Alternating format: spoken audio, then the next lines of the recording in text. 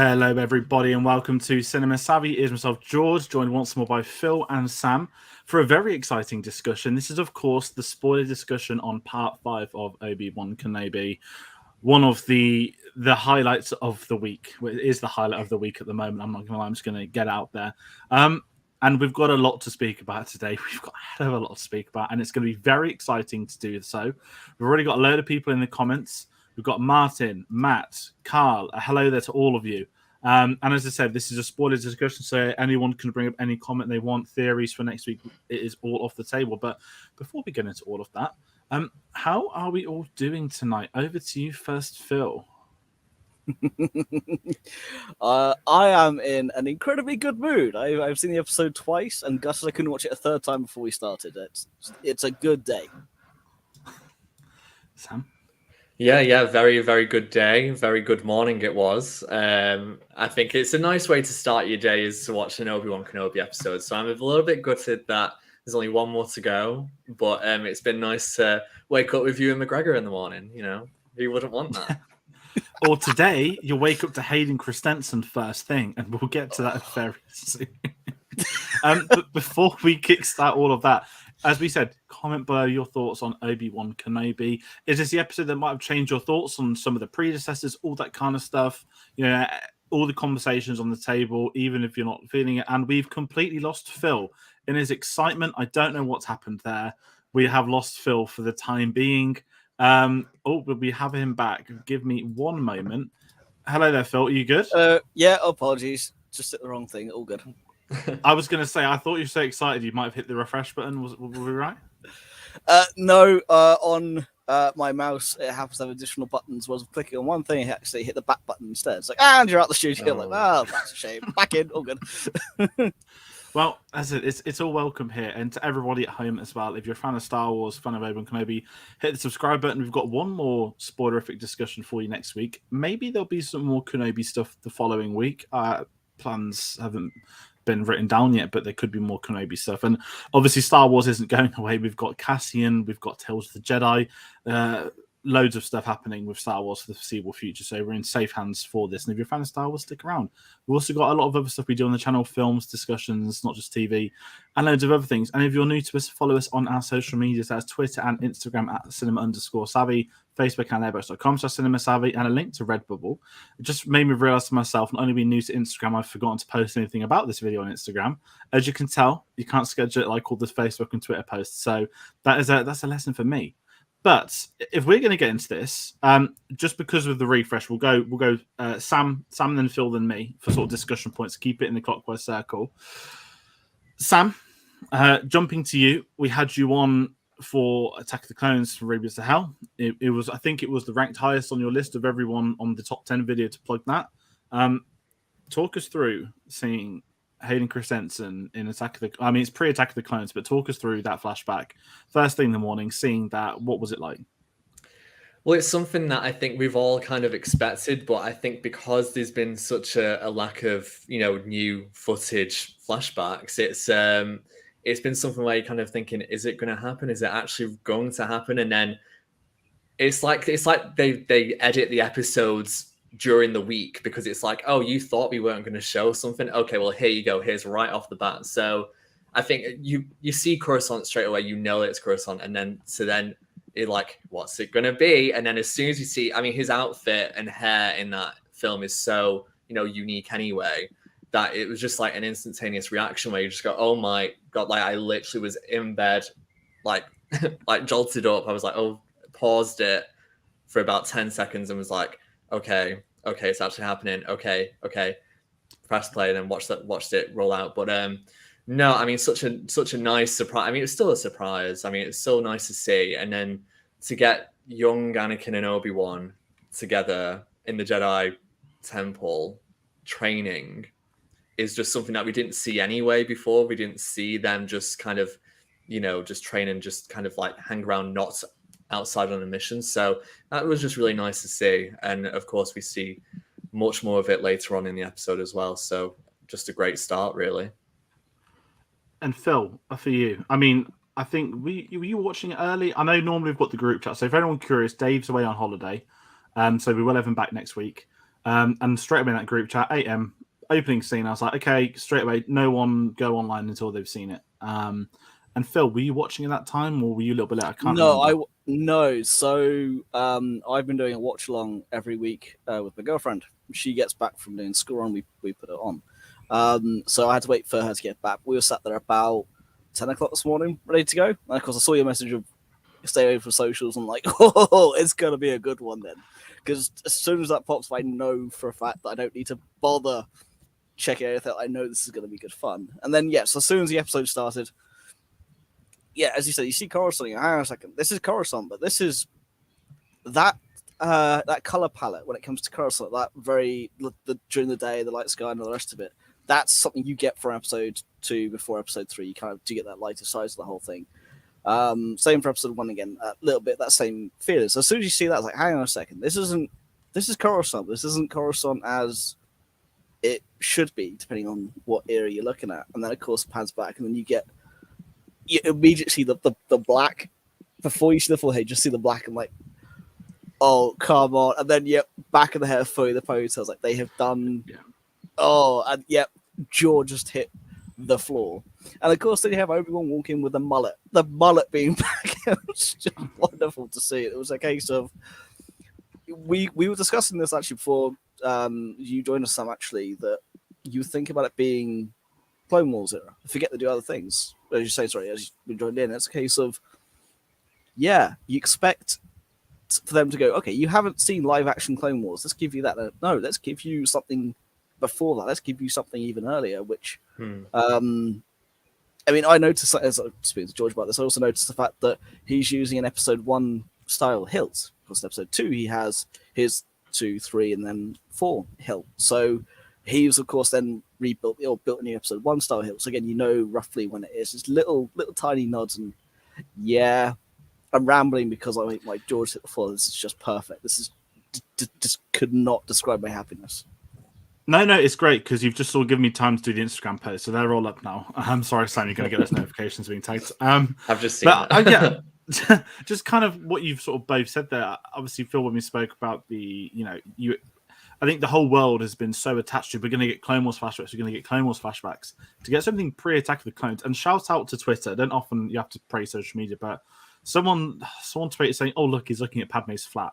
And obviously, some form of Star Wars fans are Star Wars fans, and they're like, no, this is Padme's flat. They had shots from the films like Anakin can't possibly be looking at these flats, and I was like, this is the kind of Star Wars stuff I live for. And then someone's like, actually, it's pre-Attack of the Clones because Anakin's got his hand in it as well. And I was like, how are these people like zooming it frame by frame to check that he's got a human hand and not a robot one?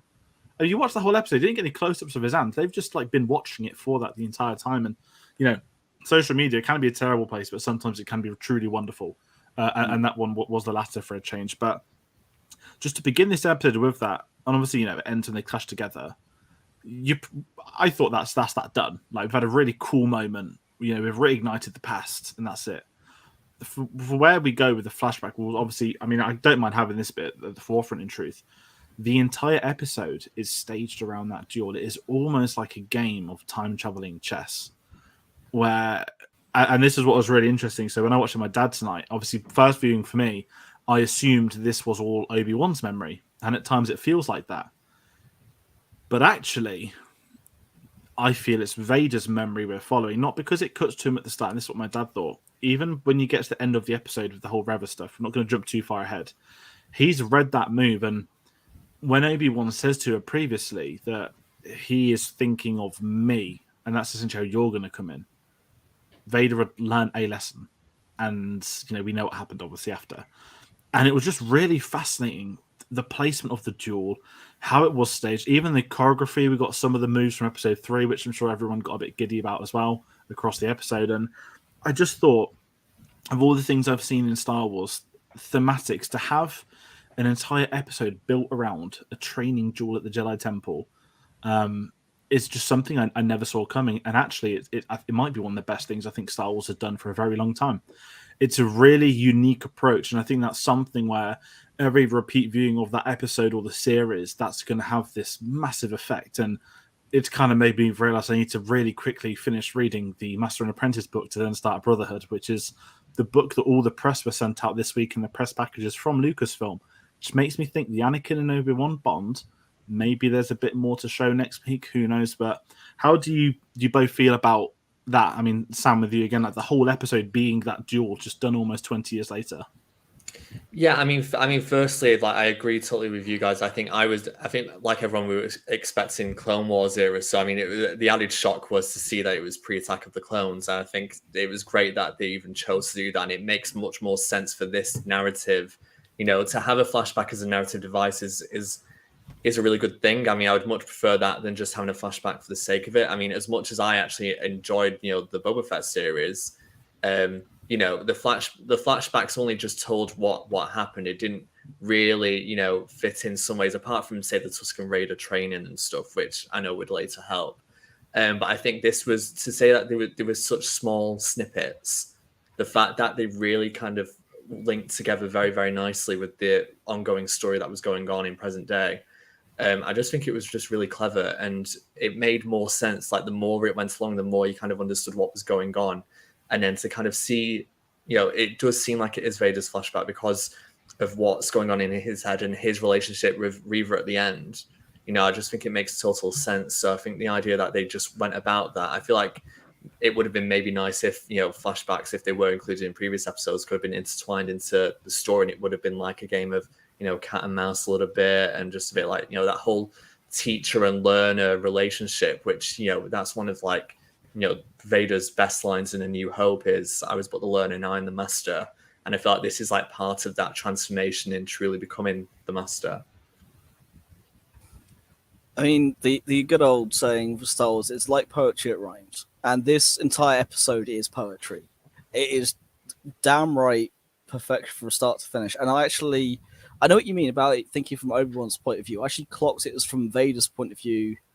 I did clock it with the original shot, but where it cuts to Vader, the more the episode goes on, the more you do realize it's from his perspective. We'll get to the ending part later, the real moment where you kind of clock. But to have the flashback, I agree with you, Sam, on this one. This is how Boba Fett should have been done, in my opinion. It's little and often in tiny pieces. Not here is half a story, half an episode dedicated to a flashback, half an episode dedicated to the present day. It worked-ish for Boba Fett with how they wanted to tell the tale, but this is done much, much better. And I was saying to George Faniff earlier in our group chat that could you marvel at the fact that the entire series has not had a filler episode. Like, every single episode has had something to do with the story. It's all moved it along. Every single piece has had a beat for a reason. This episode you could take it as a standalone bit anyway, and it would still work. The combination between Vader and Obi-Wan. And it's... I mean, George, let's just crack into the rest of the episode, because this beginning part was good, but where they go from here, beggars belief. Yeah, I mean, I'm just going to jump in. This is the best episode so far, and I might have enjoyed the show a bit more than some, or maybe less than some. To me, I went on this philosophical rant last week, didn't I, about the... did I? I can't remember. I've had so many Kenobi conversations, I tend to forget who I've actually spoken to it about, but the character progression of Obi-Wan Kenobi in this series, to me, is actually some of the best Star Wars has ever had. And it's a very interesting point you both brought up Boba Fett, because this feels like the first series about an individual character that we've met previously. I know technically we have met Boba Fett previously, but it's almost like a reboot with the Mandalorian onwards for Boba Fett, that we're getting this new Boba Fett and whatnot. But to get this primary character given his own show for 6 episodes, we've not had the honor of having that before. And just as a case study, this is the sort of thing I think people were speaking about for years. And me personally, this is already actually one of my favorite Star Wars projects. I mean, listen, I love pretty much all of Star Wars. I'm not going to hide from it. I'm not going to lie. There are some things I dislike, some films, some animated shows I dislike, maybe some arcs in great shows I dislike as well. But the core of being a fan of this, and this is what we live for, and it's that common phrase that's been used more this month than I've ever had in my life, the prequel generation. Like, this is the prequel generation's Force Awakens. And before the series started, I kind of hinted at that, and I kind of disagreed but agreed with it. But now where we are, where I feel about it, just seeing these two, like, when a lot of people saw episode 9 without getting to 9 conversation, for a lot of older people I know, one of their biggest moments was seeing Luke and Leia in the training gear, in that really short flashback. Yeah. And I never really gravitated towards it, and I guess it's because I didn't grow up, I grew up with Star Wars, but getting the Attack of the Clones thing today was my version of that. Seeing the Jedi in training was that to me, and it's we had this discussion back we were doing Ones of the Force, that Dave, of course, was our elder statesman. He grew up with the original trilogy. I was in the middle between yourself You're special and edition, Dave. aren't you? Yeah, I was special edition. So for me, I had 2 years afterwards where I didn't have the prequels. I only had 4, 5, and 6. It was the last of the generation where it was a case of when I grew up, there literally was just three films. So I'd already had the original trilogy ingrained into my mind when I saw 1, 2, and 3. And I was the right age for 1, 2, and 3 anyway, only a couple of years older than George, but that gap there was enough for me to have the original trilogy ingrained so much. So in episode 9, when you had that flashback moment, it hit me like a freight train because it's something I never expected, and I get it's progression beyond it, and the connection with Luke and Leia. Luke being my favorite character anyway at that point, and always will be, gave me so much more. So when I saw The Force Awakens for the first time, the biggest moment for me was Luke. It wasn't the entire film, it was Luke, because that's what I connected with most. And I get what you're saying with this for Force Awakens. However, as much as I love The Force Awakens, this just craps all over it, just in terms of how awesome it is. And I love The Force Awakens, I truly do, but this is just that next level of the writing is perfect, the direction. Deborah Chow has done a phenomenal job with this. And the choreography in this episode alone, between Attack of the Clones through to Revenge of the Sith era Obi Annie, compared to the lightsaber duels we've had in 7, 8, and 9. So 7, we had Finn, who of course had training as a special stormtrooper. You had Rey, who's got her own style, but Kylo and Rey are not trained as the Jedi were. They have their own styles. It's aggressive, it's unhinged, it's emotional, it's a connection where they don't know how to detach. Whereas in this, it's just, this is what we fell in love with for episode 3, that Battle of Heroes, and it's just perfectly done. So for us, this is that generation's version of that moment, but for me, it's all in one, and that's why Deborah Chow for me is so much praise, because she's done such a good job with this. It's just to keep, and the last thing I'll say on that bit is just for it to keep coming back in the same episode as well. I was like, oh my god, there's more to it, and it was a real sort of a battle of chess, and I just had so much fun with it. And again, it's things that, it's things like this that you understand that they can't include in films, running times, all that sort of stuff. But when you are on TV, and they've not just got the budget for us, they've got the technology to do stuff like, to do something like Coruscant on TV budget. Try telling that someone 10 years ago. And they're able to do it all now, and it just adds to the experience into the viewing. And what I want to kind of do, if we jump to the present, I guess, we mentioned Vader, it comes with Vader, but we have the unofficial ceremonious knighting of Reva as the part-time Grand Inquisitor on a temporary basis for about an hour. I loved this moment because, listen, and this is going to, without getting too much into the Vader stuff now, because I really want to save it for later on, Disney have used Vader so well since they've took over Star Wars as an IP. It almost reminds me of, not like wrestling, but back in the day of wrestling, you used to have people like Goldberg, without showing my age, and things like that, and they'd use them sparingly for 3-4 minutes, and you'd keep them a threat by giving them a 2-minute Undertaker match. being the big one for that. It's how I'd put the little character. Yeah, and it's, you use these characters to keep them in this high regard of using them sparingly or anything like that. You're almost protecting their image by using them as little as possible. And with this show, we're getting that with Vader. Every time he comes on screen, I don't know if it's the same for you two, Darth Vader turns up and shit's about to go down. Even if it's them standing on a bridge, him telling her to kneel, that she's afraid from the spot, and it's like any moment. It's I don't know, but this is like even like this is like a pre-Vader talk, isn't it? Like, how do you both feel with that so far? I know we are 4 episodes in, but sort of, Sam, do you see where I'm coming from with that? No, I do. It does surprise me based on like reaction to other Star Wars media during this era, and reaction to characters and how they've been portrayed. But I think Disney do understand the great importance of Vader and what his image is, and if that is ruined, then that's a massive hit to this franchise. So it's probably one of the most important things to get Vader right, and I think it's been good that he has been used sparingly. through all visual media, really, or at least through films and the video games. But I think now, because you are in this specific time, you need to kind of utilize that. To not have Vader be part of the story would have just been a massive misstep.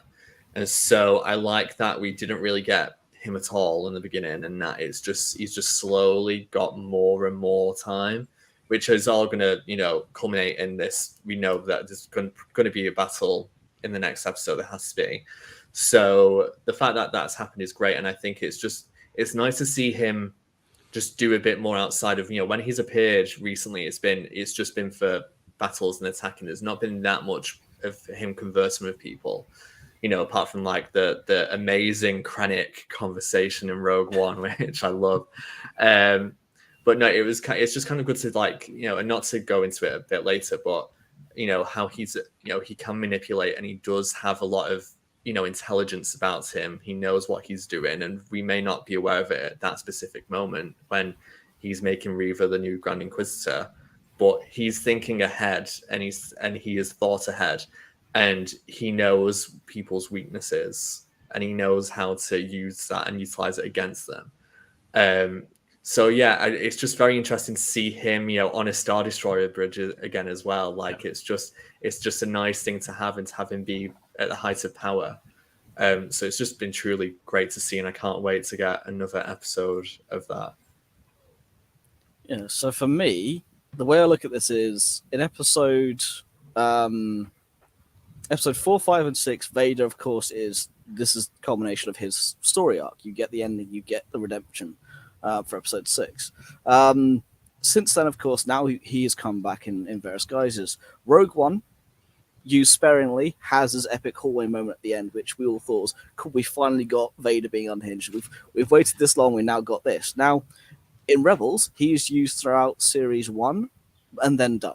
You then have the Grand Inquisitor, then it's and Vader, then it's on to Grand Admiral Thrawn, and then Palpatine. Get him in 2. Just get him in season 2 with the Ahsoka stuff mainly, isn't it? Yeah, so you have a season 1, which is mainly Grand Inquisitor, but you get a little bit of Vader start and end. Then Vader Series 2, then 3 it's Thrawn, 4 it's Palp.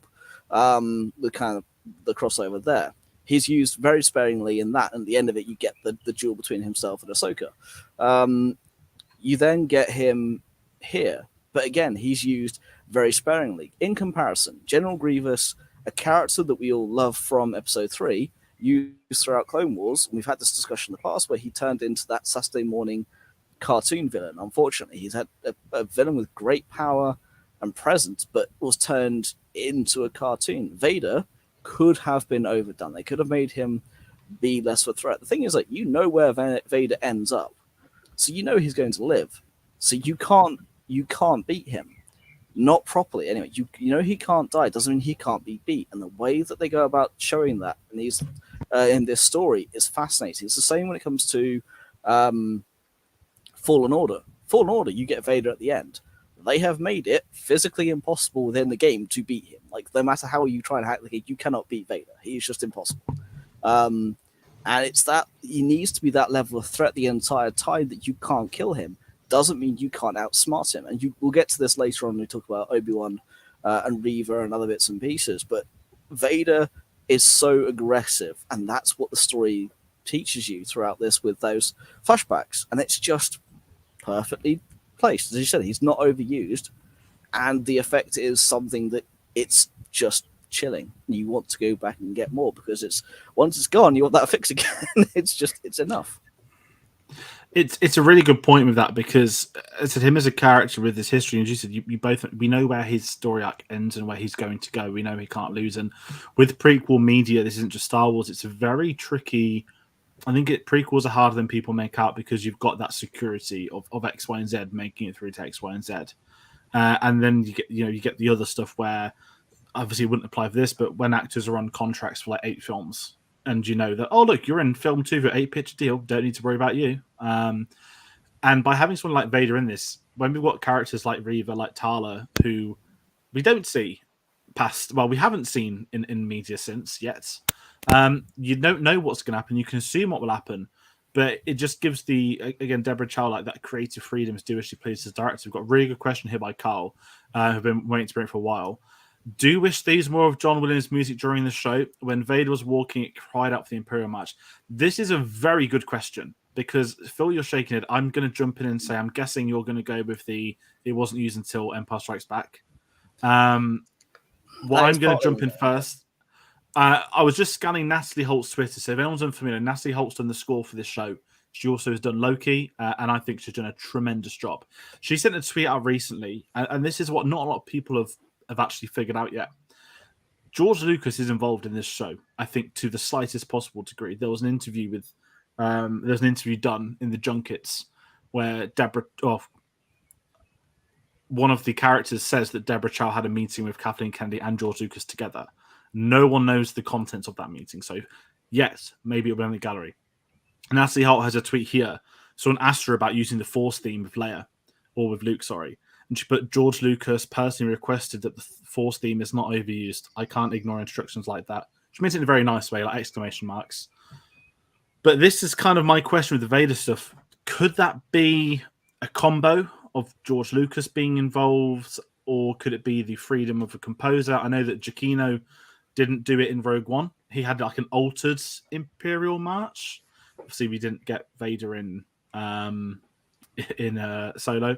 Thank God. And Phil, putting you on the spot. Yep. Did you get the Imperial March in Rebels? I've got a feeling we probably did. I'd be Yes. very surprised if we didn't. Yeah, you got it in Rebels, yeah.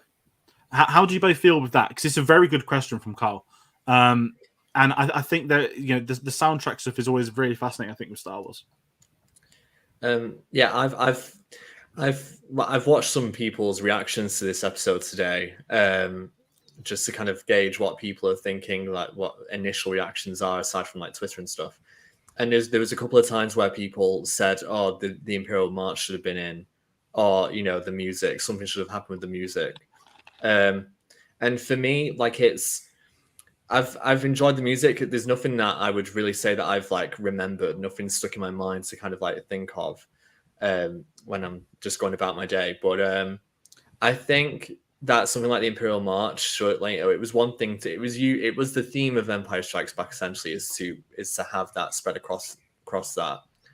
And I think, firstly, the Imperial March is really more associated with Vader than just, the Empire in general.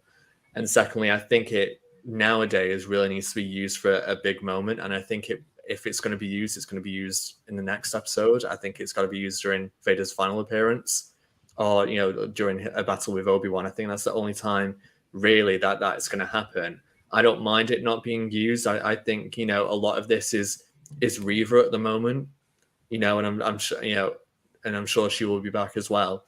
But yeah, I think the focus was still on her, and Vader's still not reached peak Vader. Although later in the episode, he goes mad, and I love it. But I think it has to be with Obi-Wan, and I think it's going to turn where Vader might be beaten, but he becomes bigger than anything that maybe we've ever seen before. So I think in terms of the music, I don't mind them like laying low and not overusing it, like Phil said about the overuse of Vader. It's good to keep something in your back pocket. I was crying out for it in my mind when he showed up on Jabim. I was just crying out for it. We rocked up to have the Imperial March. However, like as you just said, it's the overuse of it. And yeah, you don't get it until Empire. It is used in Rebels and Clone Wars, fair enough, but sparingly. It's used in Clone Wars when you have the... I can't believe I have to talk about this moment when you have... Is it the arc, isn't it? That one? Yes. Yes, that particular arc. Where you have the flash forward to Vader's life and the Imperial March is...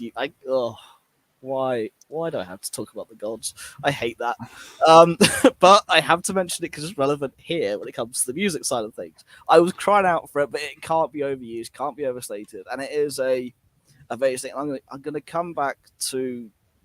I was having an interesting chat with a couple of friends of mine today about this episode. I'm going to come back to Vader and Obi-Wan later because I don't think we're going to get the fight we thought next week. I don't think they're going to meet at all. But we'll get on to why we get to the end. I'll explain that at that point because we're not there yet. But no, when he gets to Jabim, I was really hoping for the Imperial March, but it's like that little off, and it's the what do you want? Do you want Vader? Do you want the Imperial March? Do you want this? Do you want this? It's not a here's everything. It's pick your poison. I'm gonna give you a little bit, but not everything. It's done well. And the thing is, like, compared to, don't get me wrong, I love Ludwig Göransson, what he's done with the Mandalorian. And again, I love the School for Boba Fett. Rogue One with Giacchino was fantastic.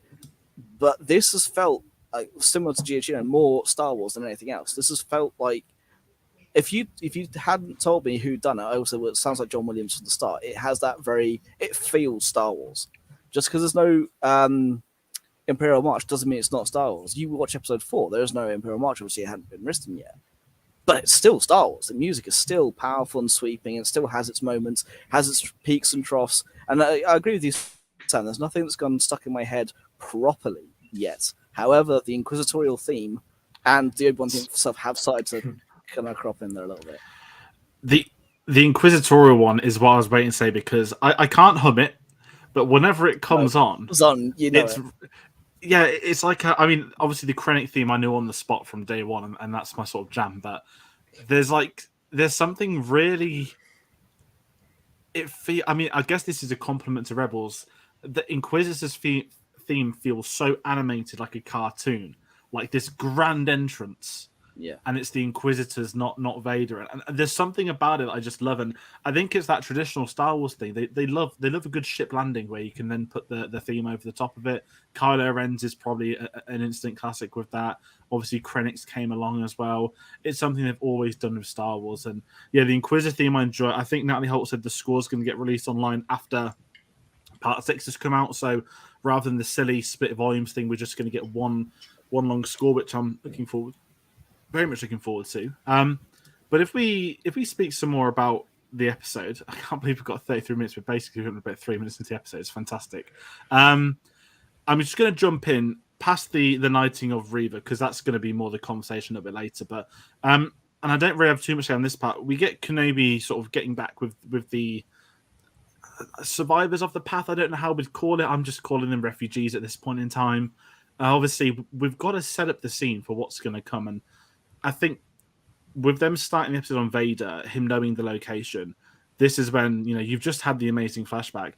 When Vader knows, I think he says, proceed basically right now, pretty much.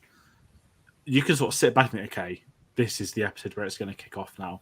This isn't going to be him popping up at the last minute to land ready for the finale. We're going to have some kind of, not Game of Thrones thing, but like Game of Thrones, they'd always do the big battle on the penultimate episode.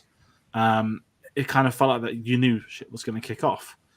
And obviously we set the scene up. We've got Leia fixing the doors, which I think was a great moment. We've got I forgot his name. The person from episode 2, I forgot the actor's name as well as the character's name. That's really bad. Who was pretending to be the Jedi from the Big Sick. Haja back, which was great, and we were setting up everything to come. But again, we're just waiting for the Inquisitors, and I guess if we start talking about the siege, how do we? I mean, it doesn't even really begin for a while, does it? We have the sort of the tense build-up, and a lot of people are making comparisons to The Empire Strikes Back. The hand-in-hand meme that people use on Twitter. They put Star Wars Episode 5, Kenobi Episode 5. It's like breaking down into bases or something. Like how do you both? It rhymes. I mean, I felt more that it was. I mean, I completely, when you said it before, George, when you said Game of Thrones, that was probably my first thought. Like, one of the first Game of Thrones episodes that I saw was the attack on the wall episode, I think, in season 4. And that's, there's a calm before the storm, and they're preparing for it. They know something's going to come. I mean, I kind of got a bit of, if anything else Star Wars related, I got more of a crate vibe, really, just in terms of like the look and style of this base. And, that there's, this door to protect them and whatnot. So, I mean, that's the vibe that I got. I mean, I think it's, with these types of things, you have to kind of not rush straight into it. I mean, we kind of need to get a sense of who's part of this. I thought Haja's appearance was a bit random. I'm not going to lie. I did think it was like, oh, you're here. Like, this one person just managed to be on this planet and whatnot. And I was a bit like, okay, but no, I think it was good. I liked that, Obi-Wan and Tala managed to, have a bit of a chat beforehand. It was nice that she managed to kind of like explain her reasoning for doing this and, just mention at least one of the experiences that she's had. It was good that Leia kind of took charge, which she does anyway, but it was good to just see it again. And I think obviously just not get her out of the way of the battle, but have her actively doing something and not being at the forefront, which during this type of thing she can't really be. So it's good that she was, still doing something anyway. And then to see a battalion of stormtroopers and get, I think, a dual. I can't remember the name of the blaster, and I know one of you will know, but the massive blaster that was going against the door, like, I can't remember what it's called, but it's like a heavy cannon.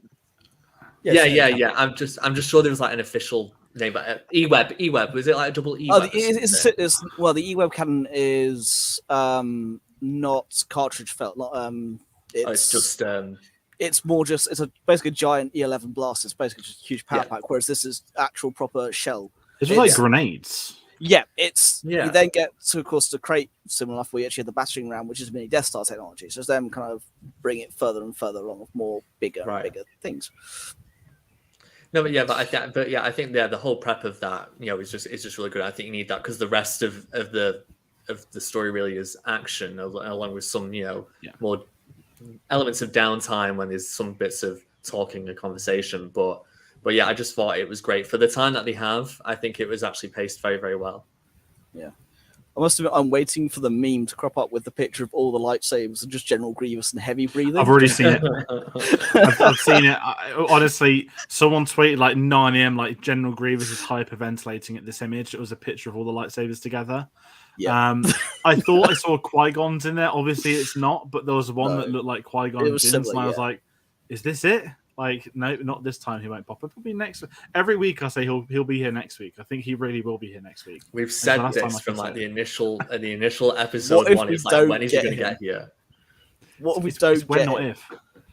Honestly, I obviously I'm not going to turn into someone from like Geeks and Gamers, but I'd probably like shed a tear. I'd probably be so.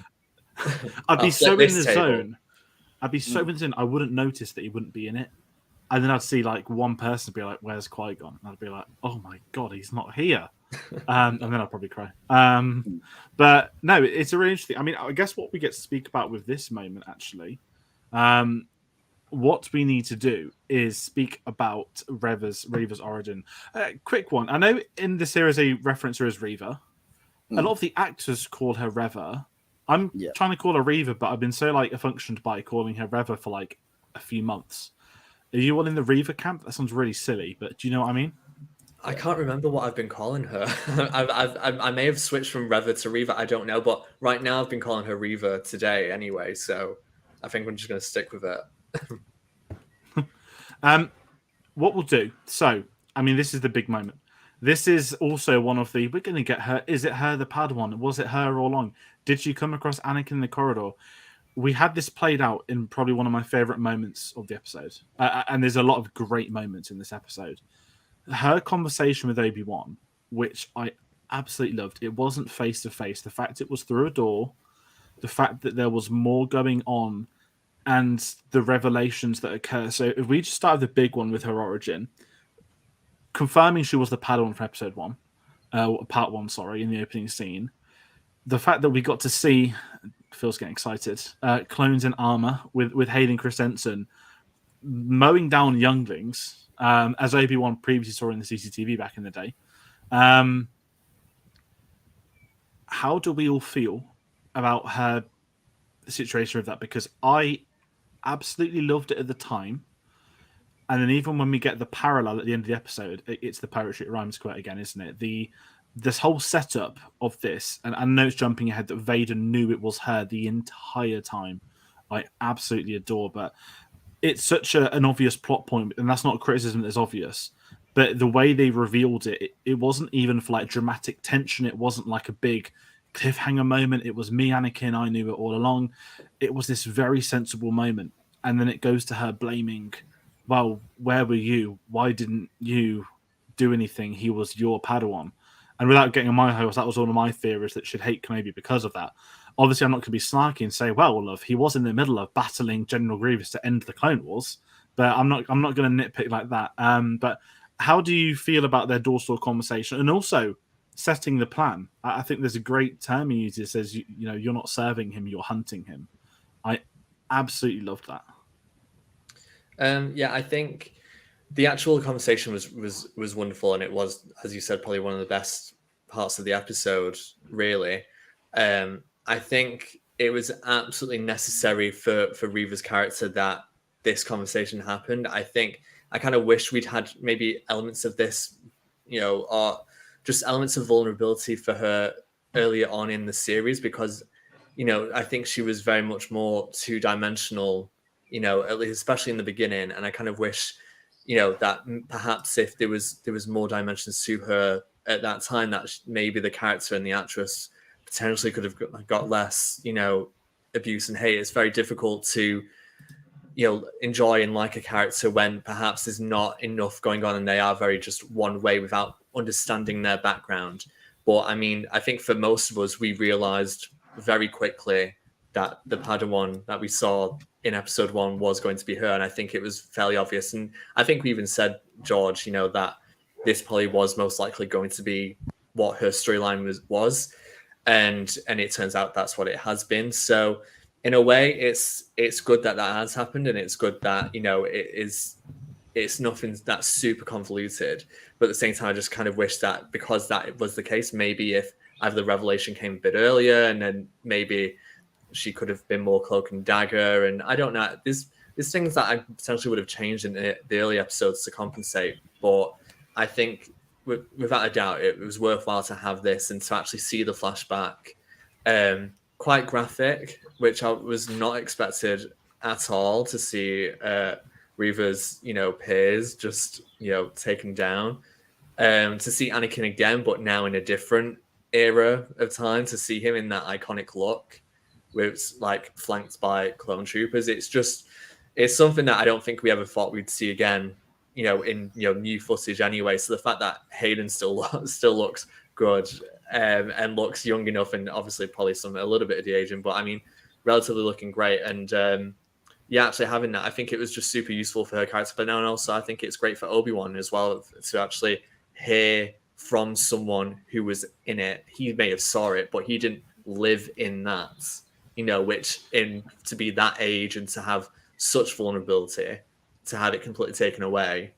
You know, the character has a lot of layers, you know, both of them do, but Reva now has even more layers. And, you know, it kind of makes me, you know, think and hope that maybe she could survive the series. And it makes me a little bit more positive for that.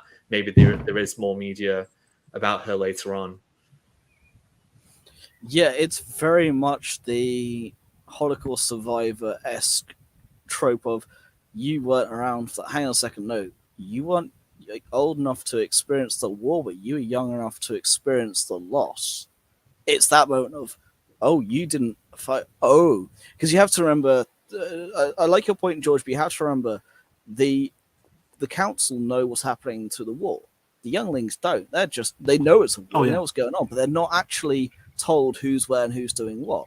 So all the Jedi were very conveniently occupied because Palpatine wanted it and engineered it that way, so that when they did mow through the temple, it was mainly younglings and a few Jedi tossing about who didn't really mean much, like Terra Sanu, Vader Castanu, Sindralig, as Sam, you mentioned before we came on air. So you have Vader being Vader. Now, I wish they'd given him the yellow eyes, but we'll get to that bit a little later for her actual demise. I don't think he had it then, did he? I think he got it on Mustafar. But don't forget, though, his whole point, he had to go to the temple to kill all the Jedi he could find to become powerful enough to then save Padme. And to be powerful enough, he had to give himself to the dark side fully, so he had to be, in that moment, fully living it. So he really... I know it's a nitpicky thing. That's me just kind of going, I really wish he had, just to make that even add up that little bit more. But that's a small thing. Yes, clone troopers in clone armor, Vader being Vader, and actual Order 66. Partly I'm excited because it means all the new compilations have to be updated yet again. It's like, aha! You thought you were done? No, we have more for you. No, I thought the combination was lovely, and the fact that Obi-Wan was like, "Oh, hang on a second, you were this," and the more he talked, the more she got triggered, and the more it's like, "You're not. Oh, you're not serving him, you're hunting him." And his also realization of you're going to fail. Well done. It's a really interesting device because on the second viewing, I worked out more, and this is where I feel that he's still scared of Vader, rightfully so. You know how he wouldn't acknowledge him as Vader? He says Anakin, and you know it's Anakin. And I love that moment. He's still afraid, and the fact is that with the ending of this episode, he's sending her to do the thing he can't do. He can't bring himself to confront and kill Vader. Yes, he's using his intelligence still. But he's thinking Vader's going to be so focused on me, he's going to forget about you coming in the back door to go for the kill. Obviously, Vader, wises up to it at the end, and it's a really fascinating back and forth between them. And there's so much that could be read from that one scene. And what you said there, Phil, with it being a family thing, I don't know if it's been in this Master and Apprentice book or if it's been in this series, but they've really hit home the thoughts of that. These Jedi are taken from their families when they're like 2-3 years old, and their new family is the Jedi Order. And certainly in that book, it mentions the fact that they're growing up with the younglings, that until they go off to be a Padawan and get assigned to a Jedi, the group of younglings are their family. I guess it's almost like, being at a boarding school to a degree, but your whole life is with them. And it's a really fascinating back and forth with her character to see all of her peers and friends and family members get slaughtered by someone who she thought was going there to help save them, and it wasn't the case. It's a real eye opener, I think, for a character arc we've not had to this degree in Star Wars. I know last week I spoke about Triller a lot in Fallen Order, but I think this week Reva's just surpassed it based off just the conversations. Yeah, I mean, so I don't. Enough... Oh, sorry, go on. Phil. Go on.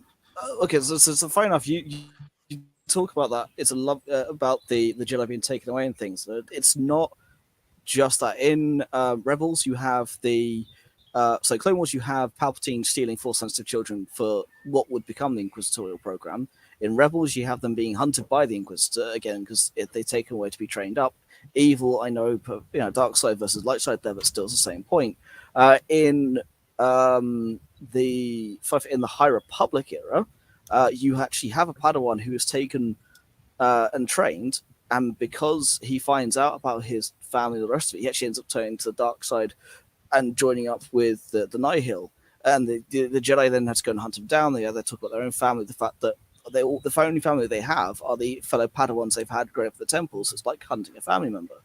You also have it in the Count Dooku audiobook, audio drama. It's then turned into a book, Dooku Jedi Lost, where you talk about you have Cypher Dyas and you have Dooku. In fact, they actually go to Sereno, and he actually then meets his sister, and he grows up talking to his sister while she's at the temple. So it's one of the reasons why eventually he turns against the Order. He actually ends up hunting his own sister. It's kind of dark in the end, but it's that level of the family aspect is focused on a lot outside of this. So this is another way they're connecting those dots. So yeah, it's a good point, but it really is explored. Anyway, sorry, Sam, I interrupted you. No, yeah, I mean, this is just an additional point, and just kind of like what I noticed whilst I was, listening to what she was saying and to what we were being shown, and I don't want to get like too political or anything, but I mean, I really felt, with things that have happened in America, especially like the past few years, and kind of like school shootings and that recent one in Uvalde where it had a child who had to play dead and cover themselves in their friends' blood. That kind of reminded me of that when she was saying those words. It immediately hit me, and it was kind of like a whoa moment, and that I'm sure not many people thought of that at all, but it just kind of made me feel more for her than I thought I could, was capable of, because with just that performance, with just a couple of lines, I really believed that she'd gone through such a traumatic experience. And I think based on what has happened in the world, it kind of heightened that even more for me as as an audience member. It's a really good point, and I know that obviously I think it was added a few days after they actually put in America I think they put a warning on the side of episode 1, just with a sort of recent events type thing, and it's completely fair to bring that sort of stuff up because shows that this something like Star Wars takes a lot of inspiration off real life events.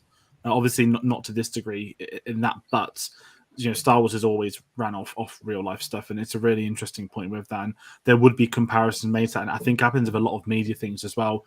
You can get certain shows and whatnot, and they make you think of real life events that have been around it. And certainly for Order 66, the brutality of it, and again, seeing it, I would say in the most graphic way we've ever had it so far in this series.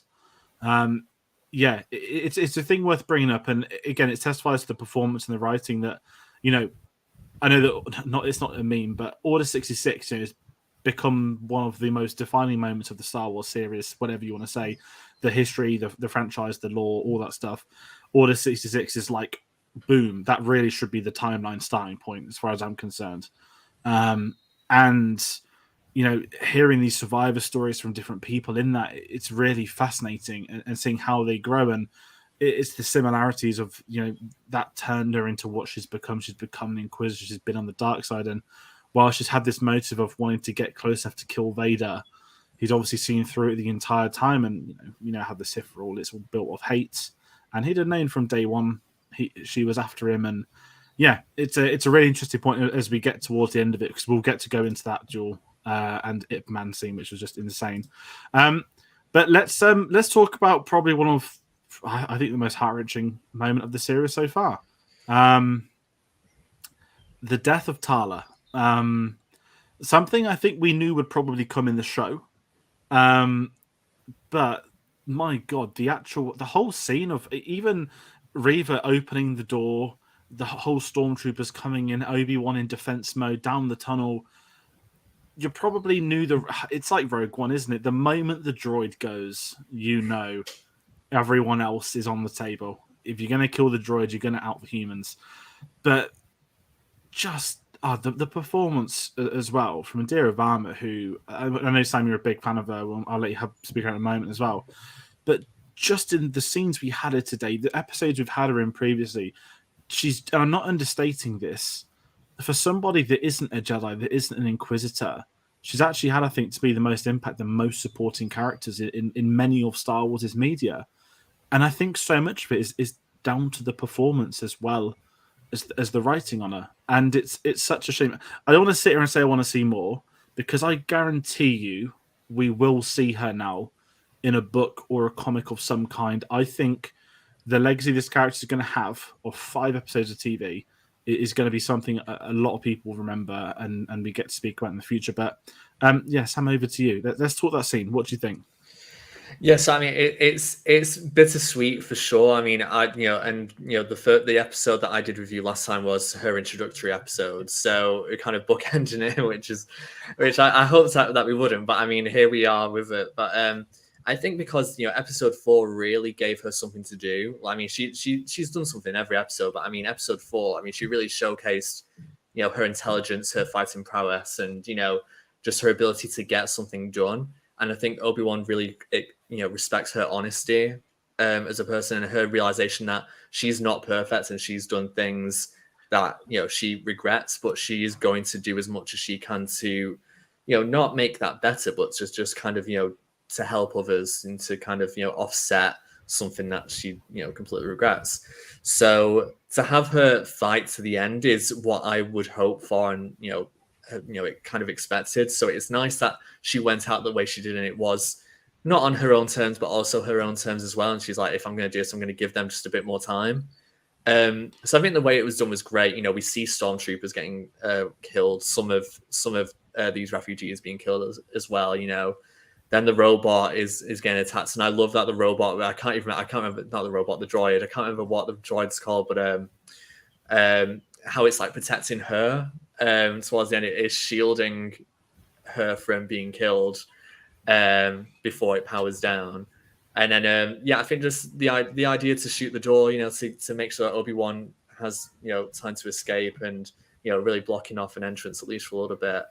It was just really good. And like you said, Indira Varma's performance is wonderful. I think she's a fabulous actress, and I like that she's had the opportunity to be this different kind of character. It's one that I've not really seen performed by her before. And she's definitely memorable. So it's just great that she's been a part of this, and I will miss her not being around anymore. I'm the complete opposite. I didn't really care for her death because Phill. I didn't really connect with the character a huge amount. Like, she's cool, but I've always felt she was expendable. So I didn't really get the connection. So I was like, cool, she's done her job, as it were. And I was more actually impressed with accurate stormtroopers. So when you have Obi-Wan talking to Luke about only Imperial stormtroopers are so accurate, it's like, well, they actually go killing people. This works. I've never thought of that. That's the first time I think. When was the last time you saw a stormtrooper kill someone in media?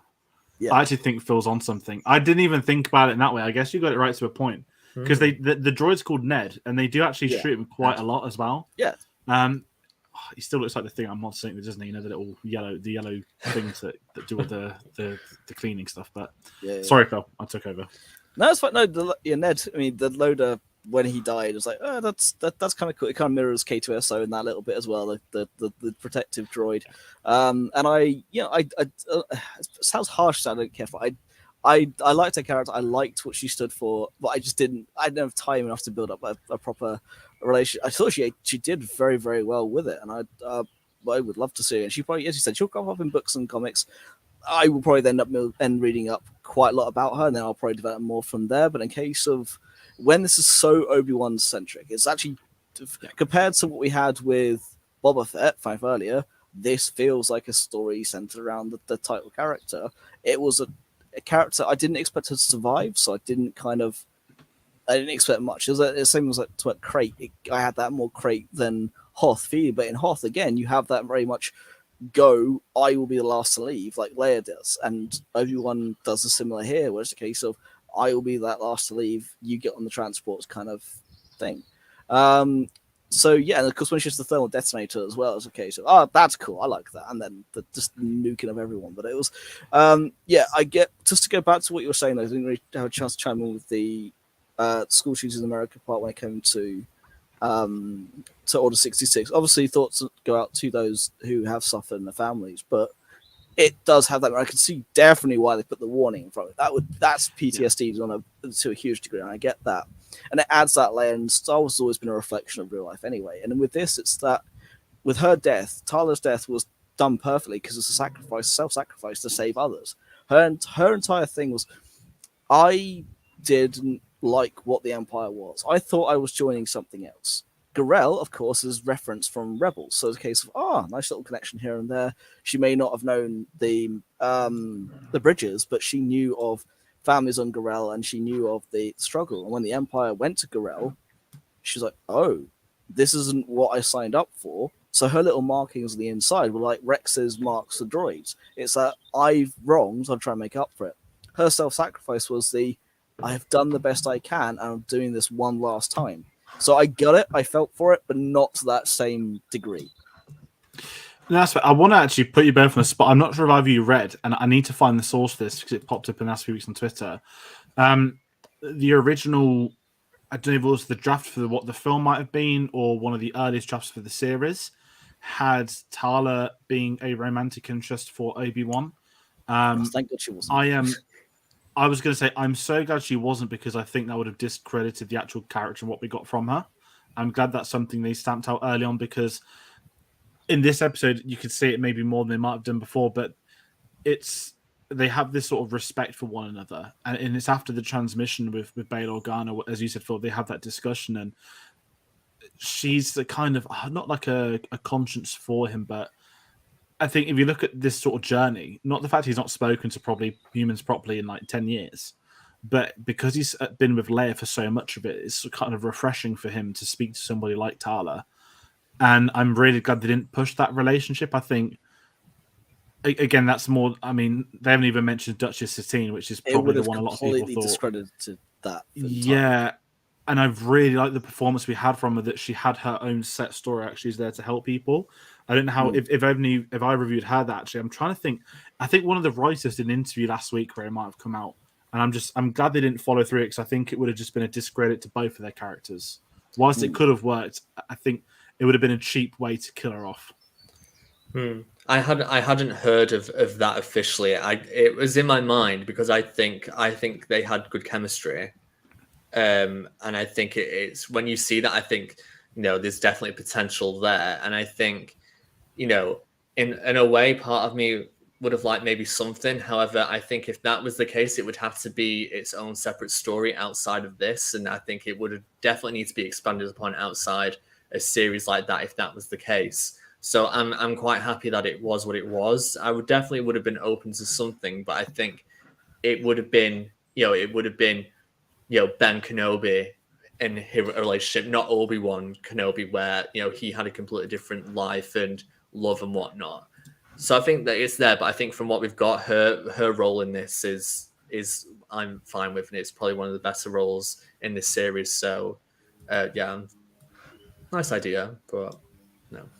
No, I hadn't heard of that, and I'm glad I hadn't, because it gives the whole arc with Dutch team was him learning his lesson of attachments, and he took his lesson differently to Anakin, and their story is separated there. So that's Filoni's influence, probably going, this is what's happened, this is what the character of Obi-Wan is and Ben is, this is where he's had his interest before. It doesn't need to be the way, and I think it's better. It serves the more, or it must need to see Schindler's List. I've not actually seen the film, but it's that serves that same purpose of the getting survivors out, getting people away from the Empire while serving the Empire themselves. It's a wonderful. She served a better purpose as that than she did a love interest. So I'm very glad they didn't, because I then relate to the character more. I think it leaves Obi-Wan have his lesson. He had attachments, and if he'd turn around to Dutch T and go, if you'd asked me to leave the Order, I would have done. That's his one and done. That is his. I loved, I felt, I lost. I don't need to go any further. And the funny thing is, though, you go back into the High Republic era, which is out at the moment. The Jedi have sex an awful lot in that, and there's actually a lot of before they become knights. If they're old enough, it's not encouraged, but it's swept under the rug. No one cares. As soon as you become a knight, you then almost have to abstain a little bit. It's kind of discouraged at that point because they worry about attachments. This is Obi-Wan has learned his attachments lesson and took it quite seriously, whereas Anakin didn't, and then you had his journey. So I look at it from the wider story arc point of view. However, it wouldn't have been the worst thing in the world, but I'm glad they didn't.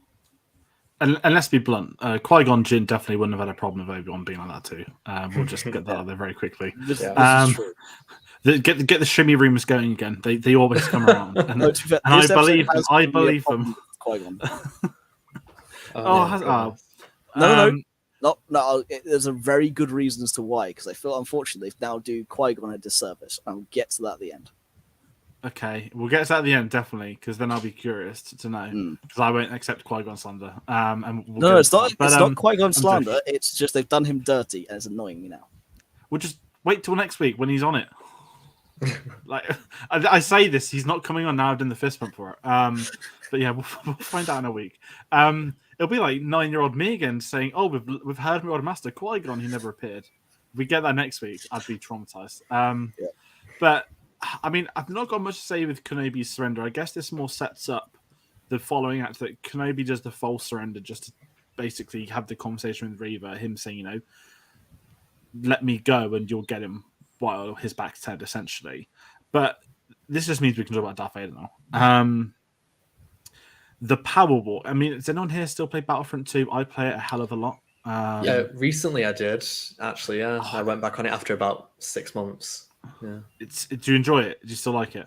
Oh, yeah.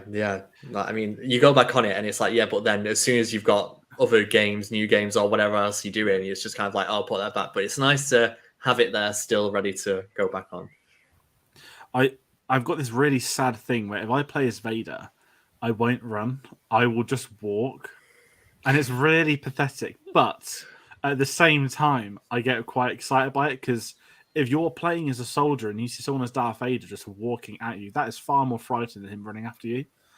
And when Vader's walking in the tunnels on this today, I just thought, oh my fucking word, we're not going to get them coming together, but just the image of hearing the ship take off, I was like, we're not going to get another Rogue One, are we? We're not going to have the ship fly away as he's got there. His power slam, the force pull, pulling the ship back, launching it to the ground, and then just ripping not even the doors off, just the interior of the hull. To me, that moment, we get some great Vader stuff today, but that 20 seconds is some of the best Darth Vader we've had in live action. Again, it's something they couldn't have done in the past. It's something that wouldn't work on the original trilogy with him being older and whatnot. But this unrelented, uncalculated Vader who's just obsessed with getting Kenobi, it was such a fantastic moment. And then you could see it kind of in the eyes when the other ship takes off and the Obi-Wan has outfoxed him again. How do you just both, before Reva comes into it, just that, how do you feel about that set piece? I did, because immediately I thought, oh, we're not going to get a Chewbacca Rise of Skywalker moment where we find out it wasn't them like 20 minutes later. But the fact it was so instantaneous, like seconds after the ship lands, how did you both feel with that?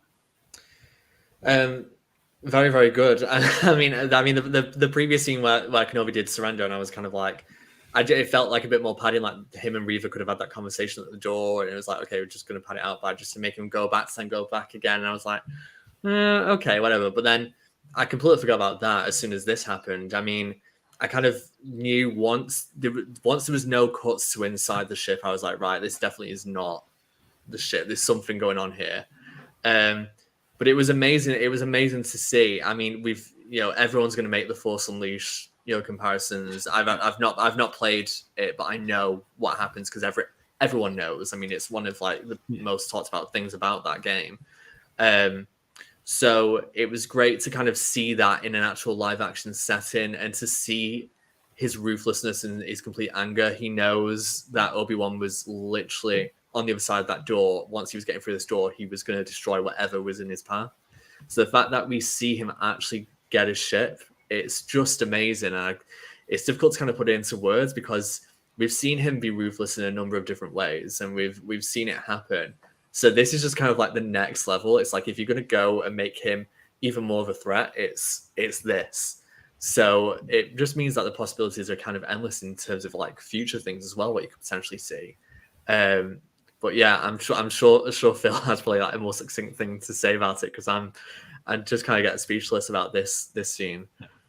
So I was going to mention Force Unleashed. I'll get there in a second. So the best way I can describe this isn't my reaction. It's my girlfriend's reaction. So we're watching it, and she was just asking me something just as it went to the scene started, just when he grabbed the ship, and she stopped talking in an instant, and her eyes just popped, mouth hit the floor. And then when he pulled the ship to the ground and just started ripping it apart, I was almost watching her reaction more than that. I've watched the episode twice. I sat there and had my moment to just savor it and sink it in. But to watch that reaction and feel it at the same time is something I cannot describe because, yeah, Force Unleashed comparison, we've seen it and now we've had it with Vader.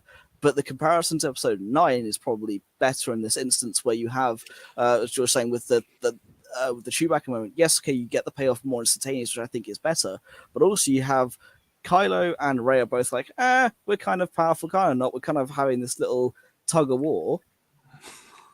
Vader just goes, yeah, you're mine, back here, rips it apart. It's not even just a casual, I'm prying open the doors. It's just like, I'm ripping this shit apart. And then he clocks them, and he's just like, right. You've outsmarted me on this one. Again, the last time that I was put the learner, now I'm the master. It means that they don't have to have that fight next week. That's what I was referencing earlier, is the fact that he's now had his teachable moment, because then he has this big fight with Reva. Now, we'll get onto that part in just a second, just to wrap up this particular point.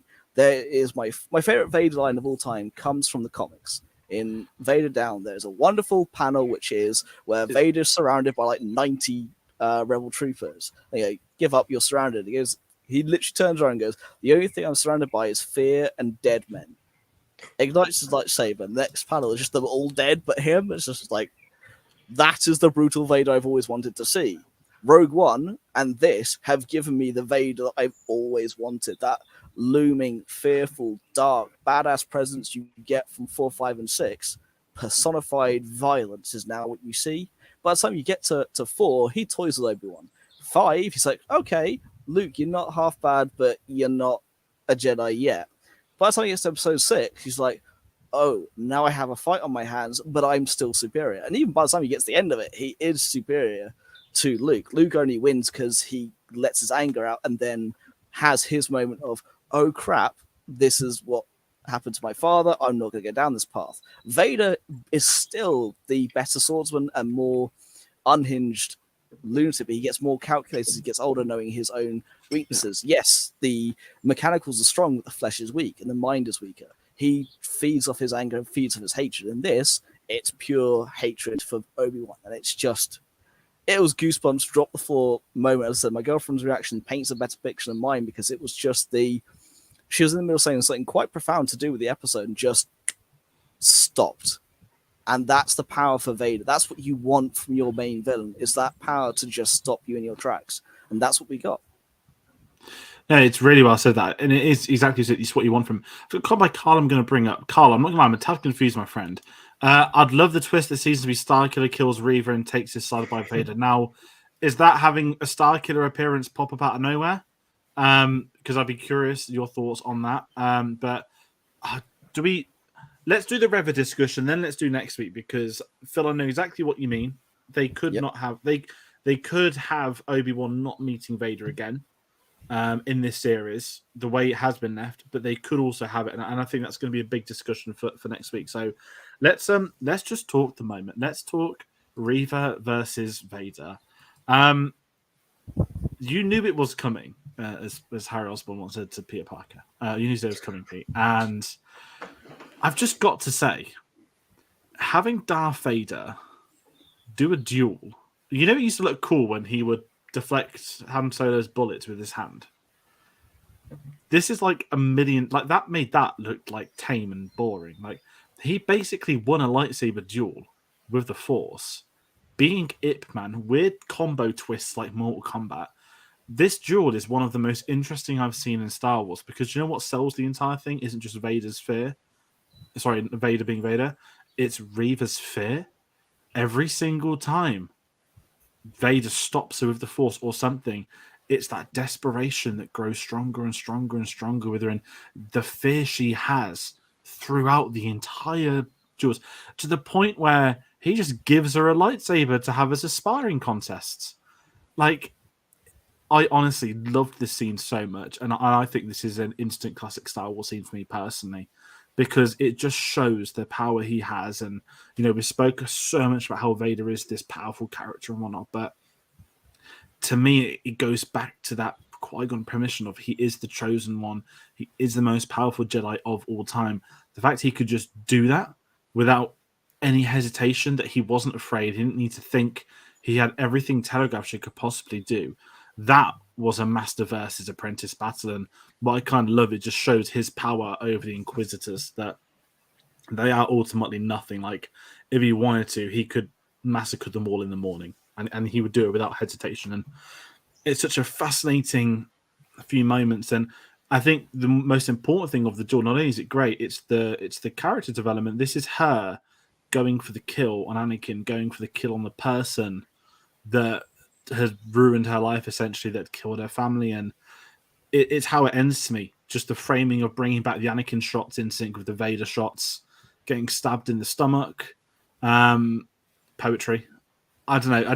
Sam, what do you think of this battle? Because I could just go on and on and on. The more I see it, the more I'm going to enjoy it, I think we all could go on and on. I think what's really good about this is that, like we've already mentioned, the flashback between Anakin and Obi-Wan and how that weaves in and out. I think the good thing with that is that you could link what's happening in that flashback between, you know, and then put it with Obi-Wan and Reva, you know, and then Darth Vader and Obi-Wan, and then also Reva and Vader. So you've got all these different ways in which the lessons and kind of what's going on in that duel, in that sparring context, like, you know, can move into those other stories and relationships, which I think is fantastic. So I think to see, but then also to have Vader do what he just did with the ship and be so brutal and ruthless, to then juxtapose that with something that's so clean and just so, for him, relatively quiet, you know, for him, smooth.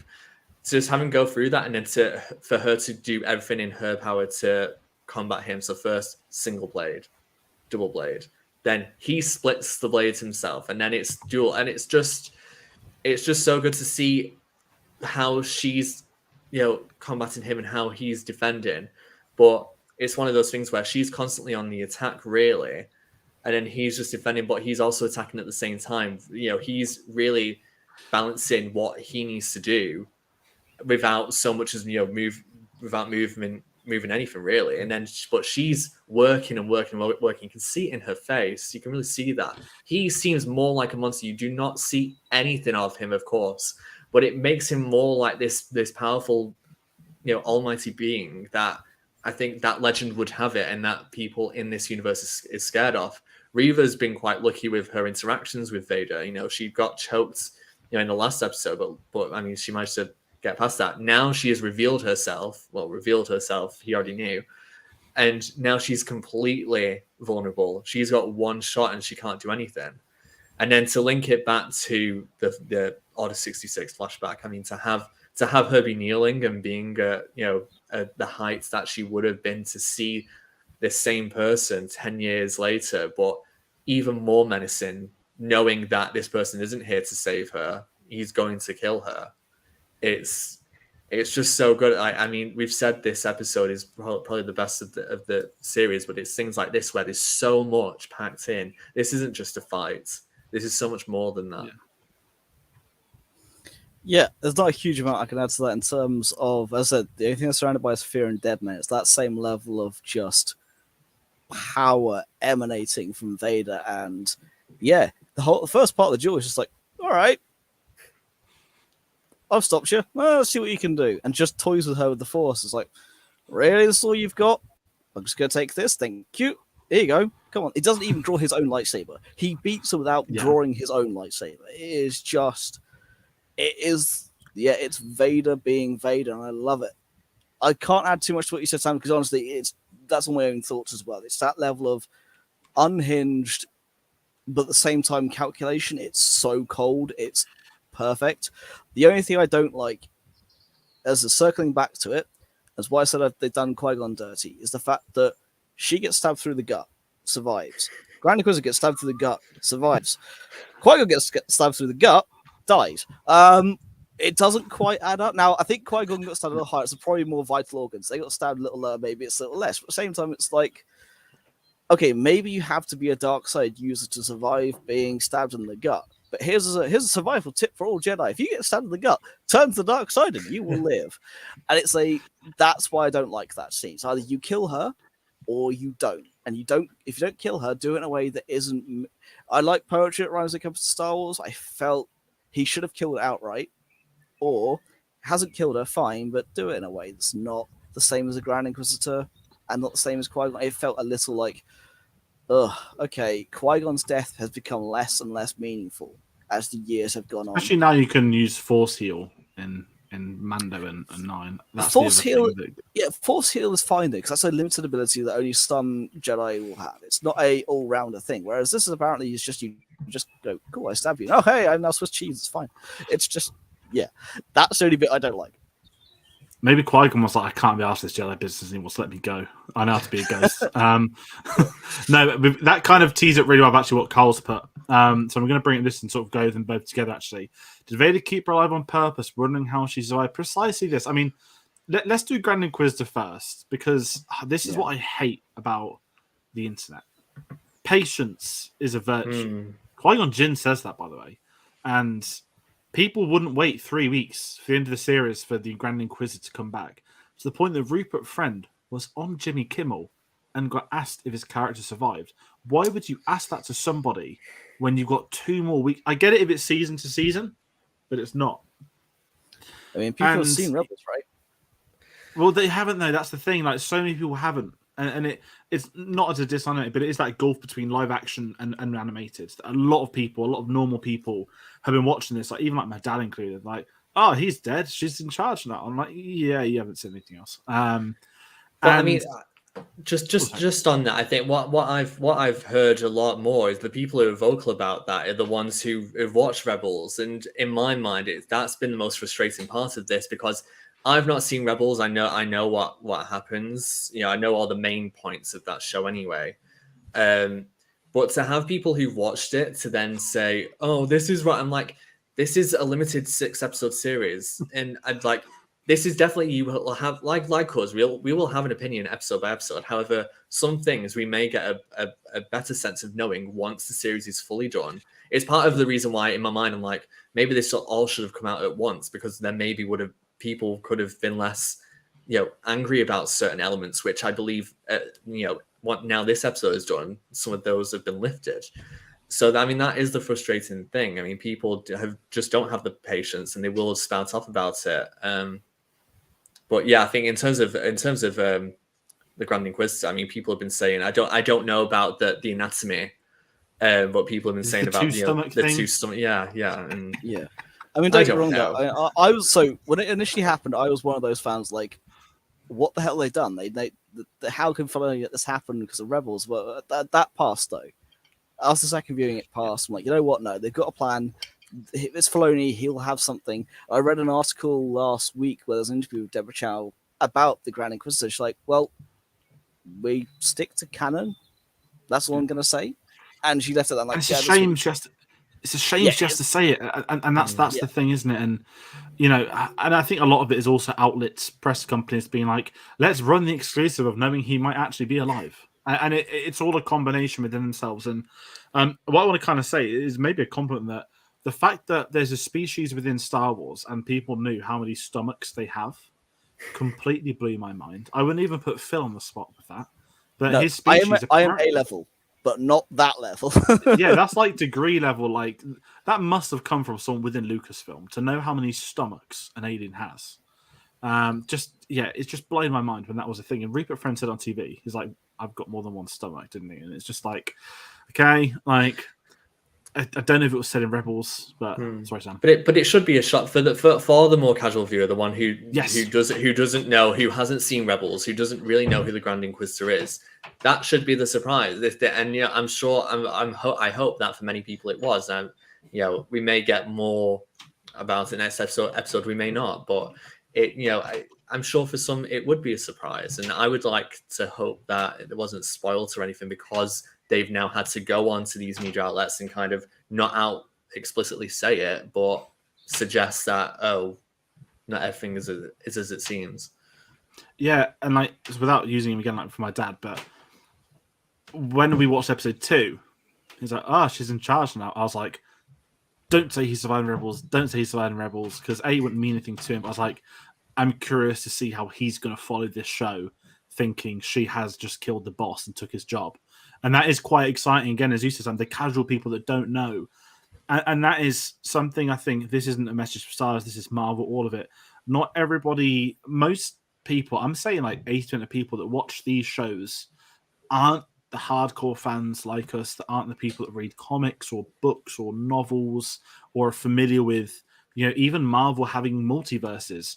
The general audience is the most underrated audience to me in cinema, and that's what makes the most money and gets the most views. And that's what's been really fascinating with Kenobi, is following it through people that aren't as familiar and seeing how they react to it and how they've enjoyed it and whatnot. And it's really intriguing. And kind of going in with Carl's question as well, did Vader keep alive on purpose? I don't have a full answer, but the way I read it was just literally Darth Vader's one petty bloke, and I absolutely love him for it. I think, because what I will say, the fact he recognized her as the youngling, that he knew all along she was the youngling, he'd let her think she'd kill the Grand Inquisitor, he'd let her think that she had some form of power, and the plan from the entire get-go was just to get rid of her. Once they've used it to get to Kenobi, they would then bring back the Grand Inquisitor.